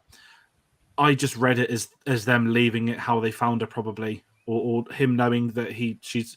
Because this is my question, actually. Did Anakin stab her? And she never explicitly says she was stabbed. She just says she got away and hid under the bodies. But in the framing of shot to shot, we see Anakin stabbing her. Now, whether she sees Anakin Skywalker's face, and that didn't happen, but that's what she is seeing in her final moments, ? That's my reading of the scene. The answer is I don't know. I just think it was Vader being very petty. And obviously, with the moment that comes after, that's going to be a big conversation, because I think everyone's going to have different theories on what's going to happen next week. But how do you both feel about it? Do you think Darth Vader intentionally let her live? Yeah, I'm in two minds. I think it's definitely... I like when things are a bit open to interpretation, because I don't think it is blatantly obvious that she was stabbed as a child. I think it definitely looks like that could have happened, but then again, maybe one of her people was stabbed, maybe a shot might have. We don't know what happened, and it's a child's perspective from someone who is no longer that person anymore. So we don't know what exactly happened. But I would like to think that maybe Vader left her because, again, to leave her as she was found, or alternatively, I kind of maybe think probably less likely, but kind of like a Kill Bill moment where it's like, oh, I've kind of done you wrong, like I'm gonna leave you. If you feel like you're up to it, come back and try again. Kind of like one of those final bosses in the game. Oh well, maybe I'll give you another life. An extra life to try again. So I mean, probably not, but I mean, I would like to think that's maybe a thing that could happen. I mean, I will say I love Rupert Friend's performance in that when he shows up and just because he's even more like he feels so good about himself. He's so confident. He's like, oh, goodbye, Grand Inquisitor. I'm going to take this pin back. I just think it's so good, and I loved seeing him and Vader together walking off. It's great, but I mean, Moses Ingram also does a really great job in that moment as well. But yeah, I still think it's open to interpretation about why he's done that. Well, you've both glossed over the line, "Gonna leave you in the gutter like we found you." Oh yeah, so I know that part as well. Yeah, but that's what I say. She came to them at that point. We don't know exactly how she came to be alongside Vader and the Inquisitor. But it was in the gutter, just street urchin, force user, cool, turn you. Vader knew all along that she was a youngling. I do think it was either one of the younglings next to her being killed that she saw, or it is a similar along the lines of all those years ago, this is what could have happened and didn't. But it's ambiguous, and I'm fine with that. Ambiguous, sorry, but I'm happy with that. But ambiguity aside, I agree, Rupert Friend's performance there, and they are both petty. But that's what makes the dark side in Star Wars so hilariously fascinating. Is they're just petty. They're just petulant children. And it's funny because Palpatine, the whole thing along is like, I want to control the galaxy, so I shall, and I'm going to do it. But I'm going to take everything that you love. Jedi, I hate you. Therefore, I'm going to take everything away from you. Vader's just like, hey, my former master cut off my arms and legs and burnt me to a crisp. I'm now going to burn you as well. It's that level of pettiness that I just love. It's what makes them great fantasy villains. That's what you got to remember here. Compared to there's probably some. I mean, I was petty this week. I'm not going into it too much, but I had some stolen property that someone was trying to sell of mine. So when I got them and they were arrested, I'm like, cool, yeah, you're damn right. I'm gonna press because that's my crap. I haven't even taken delivery. It wasn't the Sandcrawler. It wasn't the Sandcrawler you got for free, was it? No, I'll explain it afterwards. But it was a case of it was worth a lot of money. They were trying to sell it. I got them back, and you're damn right I'm going to press charges because I'm sorry, but that's mine. And so I get the pettiness. This was more of a reality situation of you actually have stolen my property. This is a fantasy version of well, I've known who you are all along. I've told you long enough. You've done exactly what I wanted you. You have danced to my tune, not the other way around, and I no longer have any use for you. Goodbye. And Vader's whole deal is, as long as you have a purpose, I have a purpose for you, I will let you live. I will let you feel what your reality is. The reality all along is I'm the one that holds the cards. And once you're done, you're done. Just adding to that really quickly, I think, I know some people, again, the patience is a virtue. Some people complained about Vader not killing Reva in the last episode. And, I think even then I was like, well, I mean, she's still got a role to play. And obviously for me, without realizing that Vader did know all along, it's still that thing where now having seen this episode, it makes more sense, their relationship in these previous episodes. Yeah, it's what sort of Grand Inquisitor goes back to episode 1. It's her fixation with Kenobi. They use that, they play that, and they know ultimately she's good at her job. That she located him multiple times and she'd actually done it. And it's a very fascinating thing. I'd love to get talking about petty things, Phil, but you know me, I could go on because I'm as bad as some, not as bad as some as well though. But let's talk. I mean, we've got one more moment. We've got the hologram. The broken message, Tatooine, the boy Owen, literally just those words, isn't it? That she gets off the broken projector. And this is the true setup for next week. Kenobi senses that as well, which is the really interesting thing. He's that connected to the Force again. He's sensing that danger for Luke. You get like a whole different filter on the screen. And the one thing I didn't clock at all until the second viewing, because I was so like recovering from the Reva stuff, is Ice Cube Jr. saying, "Oh, the hyperdrive's damaged. And they're behind us." That's like the most important setup that I just completely missed, which puts us in a very interesting predicament for the finale next week. And this is where I don't like doing predictions or theorists to a point, but I think, when you're on the penultimate episode, there's going to be a good conversation about what we think is going to happen. And this is my kind of question to you two. I'll answer it first for me, is what do you think is going to happen next week? I'm not meaning like every sentence or the thing, but the core gist of the story next week. This is my bet. I think we now know that Reva knows that she knows it's the son of Vader, but it won't be hard for it to work out. But we now know there is an immediate threat. She knows to go to Tatooine. She's already met Owen, which is the big thing from episode 1. And we know that Kenobi's involved with it. He sensed it. I think she is going to try and get back in with Vader and the Grand Inquisitor with that projector. But Obi-Wan is going to have to kill her before they get to her. But it will also mean that Vader now gets his one-on-one with Obi-Wan for next week. That's just my like really vague prediction. I'm not going to sit here and say I want X, Y, and Z to happen or it must happen, but that's how I feel it will go next week. But the key thing is that Obi-Wan's going to have to kill Reva, and it's the whole mirroring thing with Maul in Rebels. That it's almost like Obi-Wan's got his own interior Order 66. The moment someone finds out about Luke or Leia or their parentage, he has to kill them. And I kind of love it because it's so not the Jedi way. But am I reading into it too far? Is it too wild? I don't think it's too wild. I think I'm really intrigued to know how long the next episode is going to be, because I mean, there's quite a few things to do. I think we need closure for Leia for sure, because I mean, she's been such a massive element of this series that we kind of need to make sure that she's not just put onto Alderaan and just say goodbye. I think there needs to be an actual bit of closure there. Of course, there's everything that's going on with Reva. I kind of, based on what Phil's actually said tonight, I'm kind of like thinking if Vader isn't if the battle doesn't take place that we've been thinking of, then maybe it's the battle between them. But I'm just hoping that if that is the case, where it's Kenobi versus Reva, then because I've seen the Darth Maul and Obi-Wan final fight, which is so amazing.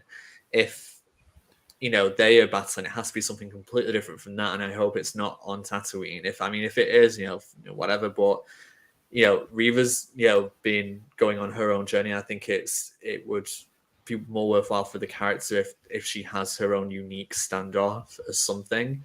I kind of think perhaps what if she's able to live. I feel like she probably for the story needs to die, but I would be intrigued as to whether or not that actually is going to happen. I feel like we can't. We've guessed a lot, and some things have been right and some things have been wrong. I mean, no one knew about Leia to begin with, so I'm unsure as what to predict. I feel like I am intrigued about the initial things that are going to happen, because like I said about the hyperdrive being down, what's going to happen at the very beginning, because we know whereabouts the story is going to end. But yeah, there's a lot to do. So and I'm still hoping for Qui-Gon. I'm hoping, but now I'm feeling like the hope is dwindling just a little bit. Fair. For me, it's going to be very. Sorry, George, go on. No. I was saying I'm with Sam. You've not gone on this plan. Yeah. So for me, it's very interesting. I don't think we'll see the fight between Obi-Wan and Vader. I think it's going to be Obi-Wan has just sensed that Reva knows what's going on in terms of Tatooine. It is that connection. You have to go back into earlier in the episode where she's like, we want the same things. Like, really? You want Anakin dead? He doesn't want to kill him. He couldn't kill him then. He can't kill him now. That's why he couldn't kill him when he faced him in episode 4. It's that same, he just can't bring himself to do it. I think you will see Reva now want to get back at Kenobi. So the way you should do it was go to Tatooine. The hyperdrive being broken, I think you'll need to see somehow it will get fixed. They'll escape. They'll go to Alderaan, whereas Obi-Wan will go to Tatooine to defend Luke, and Vader will have to make a choice which one he goes after, believing that Obi-Wan's probably gone back with them to Alderaan, finds nothing when he gets there. Because Vader doesn't go to Tatooine until after Luke and Owen, Beru and Owen have been burnt to a crisp. He only steps foot on Tatooine after that. So there is no... He doesn't even think to go and check his old family. So there's a... And if Deborah Chow is correct, of course, with Filoni sticking by canon and all the rest of it, then that's what the route they'll go down. I think you'll see the ultimate fight will be between Reva and Obi-Wan. Obi-Wan will kill her, and he will, at the end of it, say, I'm sorry, I have to protect them, because she'll be like, I'm sorry that I turned. And he'll be like, well, I'm sorry that I have to, you are forgiven, but I have to end you because you know too much and you could betray them. It'll be along those lines. Vader and Obi-Wan, I don't think will meet. I think it'll get close and Vader will miss him, and it'll be that final trick where he's just like, now I can't find him, but he must be dead. He must think that he's dead, or maybe he'll destroy the transport. Something will happen where he thinks that Obi-Wan's finally dead, and then because there's not a presence I felt since, and then that's it. So there's a little lines here and there. They can just tie it all up nicely, kill Reva, Obi-Wan will live, Vader will think that Obi-Wan's dead, and he can't find him again. There's no more threat. Because remember, Palpatine's like, you sure that it's Obi-Wan's alive? So again, there's always little threads here and there. Sorry, go on, George. No, I see where you're coming from, and I'm kind of Sam that it would be so similar to Maul, and it kind of not discredits Maul, but it would be a sort of discredit to this show if it was as simple as we're going to have it out. And also the way I kind of sound of it, we don't know Reva's condition. Again, this is going to be the whole waiting the week type thing. But it's kind of good, I guess, to see what we think might happen. Obviously, we can all come back in a week and see what really did happen. But I've got a comment from Carl, which is something that is actually, I think, quite important. Kennedy did say we're getting the rematch of the century. We need to make sure they don't break canon of the Empire knowing where Luke is. And this is where I am. The rules are very straightforward at this point in time for Star Wars in this part of the world. They can't know who Luke and Leia's real parents are. They can't know where they are. Well, and Luke at least. And it's going to have to end with Obi-Wan going back to Tatooine. He'll probably end up buying a nice hut at the end of the series and equally. But it's the rematch of the century that's done it for me, because that's just gone back to the Disney investor meeting when like that they had the concept art of them two fighting, dueling in like a fire on like a building, and it wasn't the quarry that we saw. Obviously, I know concept art, might not be used and whatnot, but I feel there just has to be a duel next week that we can't, and I don't mean this is like a disgruntled fan type thing. I think as a storytelling mechanism for the series, the main reason this series has been made is to get a rematch of Anakin and Obi-Wan. And as much as I loved the beatdown in 3, that is a very, very trivial way for them to have their final meeting. And also Obi-Wan sort of flying off last week. But it's sort of, Phil, you are right with that as well, that something's going to happen. And Vader must, because at the moment, right now, Vader knows he's alive. He knows he's alive. He's seen him fly off. That ship's got a damaged hyperdrive, and the Empire's right behind them. There's no way that Vader's not reading that. But again, the Reva new subplot with Tatooine is just going to make a very interesting angle to the entire. And it might be none of what we've said, because even near what they've got planned, which kind of makes it better. But is it a bit of a stretch? I don't know. But how do you both feel as well? Like, do you want to see Vader face off with Obi-Wan? Like, and it's more of a rhetorical question, right? Well, I mean, yeah, I understand from, in terms of a storyline, I think it would for the series, I think it would be good if there was that, and it was Obi-Wan more, we've seen how Obi-Wan, was defending in this episode. He's gained so much so quickly already, which is great. So I think, there's potential there, but I think if that was going to happen, that may have worked better with the whole flashback element, that Obi-Wan's still, of a certain level compared to Vader.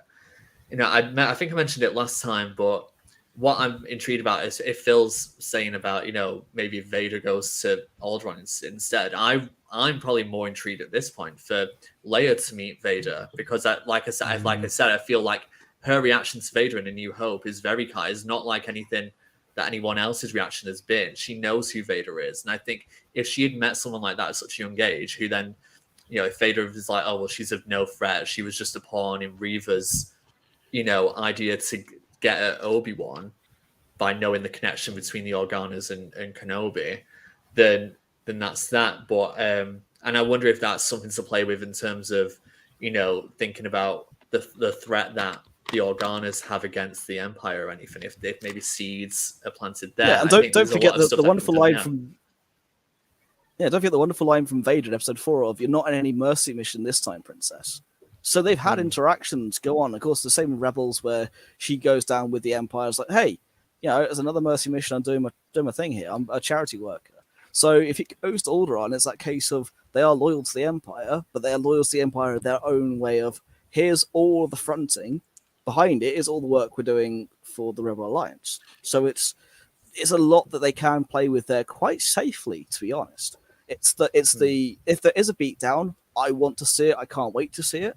If there isn't, I've already come to pieces to why. But if there is, it has to be done right. But that being said, with how she's done with the rest of the show, I have complete faith in Deborah Chow to get it right, because she has nailed the rest of it with Favreau and Filoni getting it done so right. Sam? Yeah, no, but I'm like I said, I'm happy if they do one. I would love to see it. At the same time, I think as long as the story ends in a satisfying way, I potentially won't be missing it. I think I'm just interested in how this is going to close and how this kind of sets up the remainder of these, I think, 9 years between now and A New Hope, and what that does. And there's so many things that have happened already that will help towards that. But I think we want to exit this series knowing, do you know what, this character's in this place, this character's in this place, and yeah, it's not going to be a complete, next step is A New Hope. This is still 9 years there, but you kind of want to know they're going down those paths that are going to there. And I think mostly it's within Obi-Wan, where Obi-Wan has more of a sense of calm, more, just kind of, relax and just understand, what, this is what happened, and to kind of accept it and move on, because then that's fully going towards the Alec Guinness Obi-Wan, I think it's a really good point, and I'm going to sort of go in. The very first thing you said, actually, in all of that was it depends how long the episode is, and I think I'm with you on this. If obviously I don't want them to confirm it, because I love the surprise of loading it up and being like, oh, 44 minutes, get in, or 35, no. I'm going to give you right now a bet. I'm going to go with an hour and 10.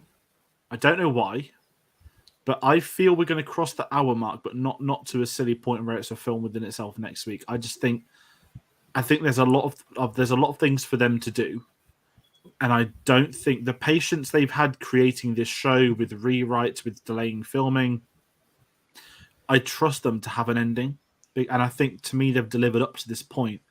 And the last thing, I mean, it's like anyone that watches TV, the last possible scenario you can have for any great TV show is a terrible ending. And so many great shows have been plagued and ruined by them. And if you had a terrible finale for this, I think it would be a travesty. And also, I'm going to jump in, and I want it to be a closed book, sort of what you said as well again there, Sam, with this is Alec Guinness's Obi-Wan now. Like, where are we going to pick up with him in Rebels, or we're going to pick up with him in episode 4? This is the man reconnected to the Force on his mission, watching over Luke Skywalker in his hut on Tatooine. Don't need him to go on any more trips as much as I want to see Ewan McGregor. I'm just in this mindset where I feel like there's a lot for them to do, and we've sort of got multiple Soraks, and the Reva stuff just throws this amazing spanner in the works that I did not see that coming at all. I thought her finale would be just black and white, gets killed by Obi-Wan, gets killed by Vader, and we're in this sort of question mark of not knowing what the future holds. And yeah, it's a really interesting one for me. And I guess with that's going to maybe wrap up our thoughts on this episode. Unless anyone's got anything else to add on what they might think for next week or hope. I think Qui-Gon Jinn's probably like the most desired hope for next week. I don't know if anyone else has anything they're desperate to see. I think that will final be scene. the post-credit. Oh, I don't think it'll be Hour a credit 5. scene. Or Yeah, hour 5. it's too the big to be a episode credit itself of scene. Fiction. No, it's not. It's not. It's Liam Neeson. Yeah, It'll be a credit short scenes cameo. credit scenes aren't Star Wars though. We need to eradicate them from cinema because Marvel's just ruining them all.